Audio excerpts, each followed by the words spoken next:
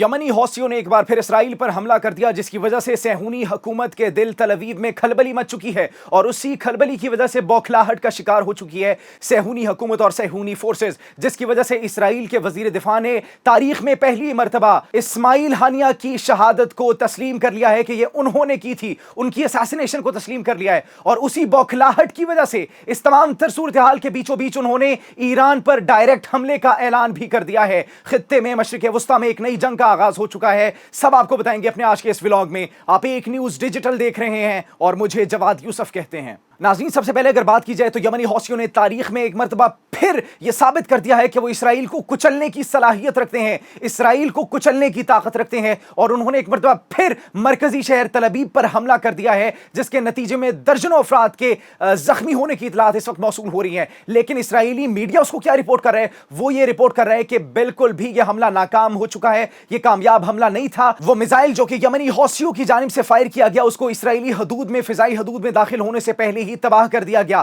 لیکن اس کے نتیجے میں جو زخمیوں کی اطلاعات ہیں وہ سامنے آ رہی ہے، اور خود اسرائیل کا میڈیا یہ بیان دے رہے کہ بالکل افراد زخمی ہوئے ہیں، لیکن وہ جواز کیا دے رہے ہیں اس کا؟ یہ کہہ رہے ہیں کہ وہ جو بھگدڑ ہوئی تھی شیلٹر ہومز کی جانب، جو افراد بھاگ رہے تھے اور جو لوگ اس وقت سائرنز بجنے کی وجہ سے، تل ابیب میں جو سائرنز بجے تھے اس حملے کی وجہ سے، تو خود کو بچانے کے لیے، بچانے کے چکر میں بھگدڑ مچی اور اس بھگدڑ کے نتیجے میں افراد زخمی ہوئے۔ لیکن اسرائیل جیسے ماضی کی بات کی جائے تو اپنی شکست کو کبھی بھی تسلیم نہیں کرتا، ایک مرتبہ پھر وہ فیکٹس اینڈ فگرز کو چھپانے کی بھرپور کوشش کر رہا ہے، اور جس طریقے سے بھاری نقصان پہنچا ہے، درجنوں افراد کے زخمی ہونے کی اطلاعات موصول ہو رہی ہیں، اس کے مطابق اگر یہ بات کی جائے کہ وہ حملہ کامیاب تھا تو یہ بالکل غلط نہیں ہوگا بلکہ ٹھیک ہوگا، کیونکہ بھگدڑ میں اتنے زیادہ لوگ زخمی نہیں ہوتے، لہٰذا وہ اپنی شکست کو چھپانا چاہتا ہے۔ اور اسرائیلی وزیر اعظم وہ کیا بیان دے رہے ہیں اس حملے کے بعد؟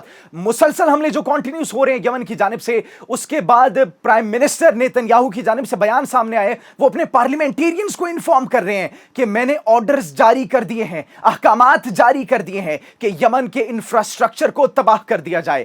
مطلب یہ حکم صادر کر دیا گیا ہے نیتن یاہو کی جانب سے کہ اب یمن کو اگلا ہدف بنایا جائے اور ان کو تباہ کر دیا جائے۔ لیکن یمنی حوثیوں کا ری ایکشن، ناظرین اگر اس کی بات کی جائے، وہ یہ کہہ رہے ہیں کہ اسرائیل یہ جو خواب دیکھ رہا ہے ان کا خواب خواب ہی رہے گا، ہم ان کو اتنا بھاری نقصان پہنچائیں گے کہ وہ کبھی سوچ بھی نہیں سکتا، ہم ان پر حملے جاری رکھیں گے میزائل سے، راکٹ سے، اور یہ جنگ جاری رہے گی تب تک جب تک غزہ کے اندر ظلم جو ہے وہ ختم نہیں ہوتا، جب تک غزہ کے معصوم فلسطینیوں کو آزادی نہیں مل جاتی، تب تک ہم بھی یہ جنگ جاری رکھیں گے۔ ہم رکنے والے نہیں ہیں، ہم نہیں رکیں گے، ہم اس ظلم کے خلاف آواز اٹھاتے رہیں گے اور جنگ جاری رکھیں گے۔ اور اس کے ساتھ ساتھ بات کی جا رہی ہے یہ نئے مشرق وسطیٰ کا خواب جو یہ نیتن یاہو دیکھ رہا ہے، یہ اس کے لیے ایک بہت بھیانک خواب اور ایک بہت بڑی سزا ثابت ہوگا۔ اس کے ساتھ ساتھ ناظرین اگر بات کی جائے اسرائیل کے ڈیفنس منسٹر کیٹس کی، تو تاریخ میں پہلی مرتبہ ایسا ہوا ہے کہ خود اساسینیشن اور مرڈر اٹیمپٹس جو کیے ہیں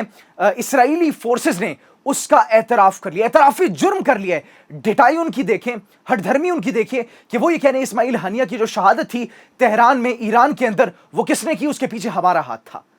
اس کے ساتھ ساتھ حسن نصر اللہ کو جو شہید کیا گیا، اس کے پیچھے کس کا ہاتھ تھا؟ کہتے ہیں ہمارا ہاتھ تھا۔ اس کے ساتھ ساتھ بات کی جاتی ہے کہ یہ شام کو جو ٹکڑے ٹکڑے کر دیا گیا، خاتمہ جو کر دیا گیا ان کا، بشار الاسد کی حکومت کا، اس کے پیچھے کس کا ہاتھ تھا؟ ہمارا ہاتھ تھا۔ حزب اللہ کو ہم نے نقصان پہنچایا، حماس کو نقصان پہنچایا، ہم نے نقصان پہنچایا، ان کی اہم لیڈرشپ کو ختم کر دیا۔ یہ کس نے ختم کیا؟ یہ ہم نے ختم کیا۔ اور اب اگلا ہدف اور اگلا نشانہ یمنی حوثیوں کی لیڈرشپ ہے، یمنی حوثی ہے، لہٰذا ان کو، ان کے انفراسٹرکچر کو ہم نشانہ بنائیں گے، ان کو تباہ و برباد کر دیں گے۔ یہ بیان سامنے آ رہا ہے کس کی جانب سے؟ اسرائیلی ڈیفنس منسٹر کی جانب سے، کیٹس کی جانب سے سرعام دھمکی دی جا رہی ہے، سرعام تسلیم کیے جا رہے ہیں۔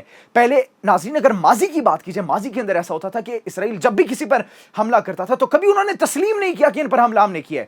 کوئی بھی اساسینیشن انہوں نے کیا تو کبھی اس بات کو تسلیم نہیں کیا کہ یار یہ اساسینیشن ہم نے کی ہے، بلکہ دشمن کے دل کے اندر ایک ڈر اور خوف بٹھائے رکھا انہوں نے۔ لیکن اب وہ ڈر اور خوف سے پردہ ہٹا دیا ہے اور باضابطہ طور پر اعلان کر دیا کہ ہاں ہم ہی تھے جنہوں نے یہ سب اساسینیشنز کی, جنہوں نے یہ سب مرڈرز کیے. حزب اللہ کی لیڈرشپ کو, حماس کی لیڈرشپ کو, شام کو ٹکڑے ٹکڑے کرنا, اس سب میں ہمارا ہاتھ تھا. اور اب اگلی باری یمنی حوثیوں کی ہے. کیوں؟ کیونکہ یمن کو انہوں نے کہا کہ یمن کے جو حوثی ہیں یہ صرف آخری رکاوٹ ہیں اس ایکسس آف ریزسٹنس کی. جب تک وہ رہیں گے تب تک ہم پر حملے ہوتے رہیں گے. لہٰذا اس آخری رکاوٹ کو ہم نے جڑ سے اکھاڑنا ہے, ختم کر دینا ہے. اور اس کے ساتھ ساتھ ناظرین اگر بات کی جائے سابق وزیر دفاع کی, اسرائیل کے سابق وزیر دفاع اور سابق ڈپٹی پرائم منسٹر اور ان کی جنگی کابینہ کے اہم رکن کی, بینی گینٹس, وہ کیا کہہ رہے ہیں؟ انہوں نے ڈائریکٹ ایران پر مطالبہ کر دیا ہے, حملے کا مطالبہ کر دیا گیا ہے ڈائریکٹ ایران پر کہ یار ایران پر حملہ کرو.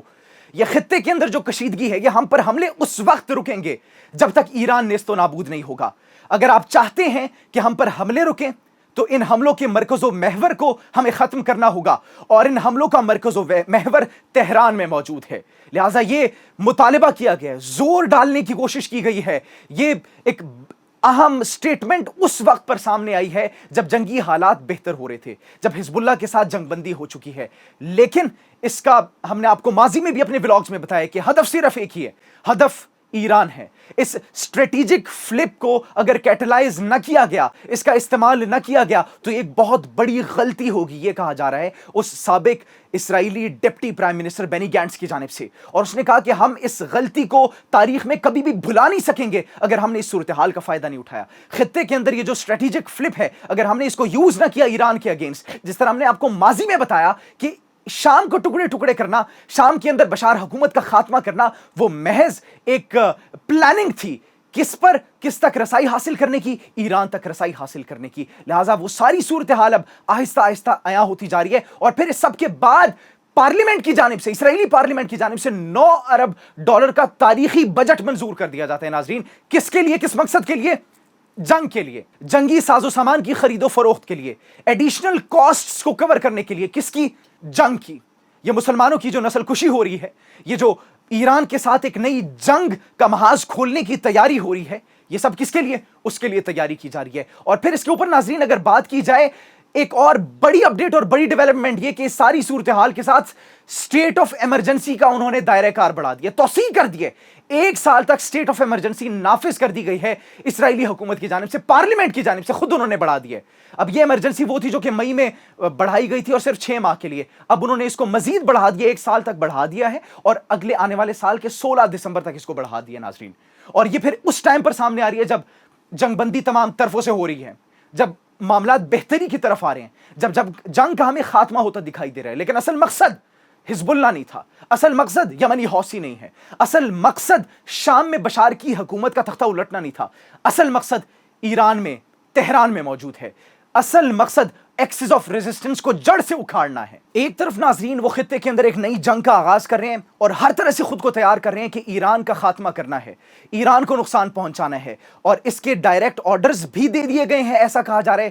لیکن یہ اب سامنے نہیں آئے, اس کی تصدیق نہیں کی گئی, لیکن مطالبات کیے جا رہے ہیں, نہ صرف ان کے ڈیفنس منسٹرز کی جانب سے, ان کے ممبران کی جانب سے, بلکہ اندرونی بات چیت چل رہی ہے کہ اگلا ہدف ہمارا ایران ہونا چاہیے تاکہ اس جنگ کا خاتمہ ہو سکے, تاکہ وہ گریٹر اسرائیل کا جو خواب ہے وہ پورا ہو سکے. آپ اس بارے میں کیا سوچتے ہیں؟ کمنٹ سیکشن میں ضرور بتائیے گا. اپنا بہت خیال رکھیے. اللہ نگہبان.